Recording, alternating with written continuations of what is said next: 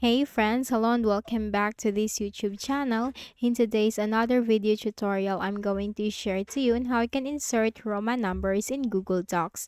So for that, let's go quick into the process. So first need to open our Google Docs. So once you are in your Google Docs, you will find this ribbon at the top with all the tabs: File, Edit, View, Insert, Format, Tools, Extensions, and Help. Click on the Insert tab and you will find all of these options.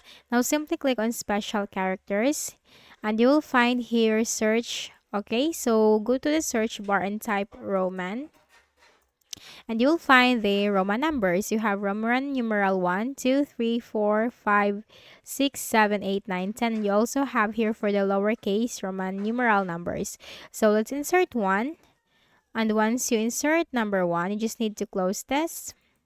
And that's it. You have just inserted a Roman numeral number into your Google Docs. So that's it, and I hope this video helped you. Kindly please do not forget to hit the like button and subscribe to this YouTube channel for more tutorials like this. Thank you for watching.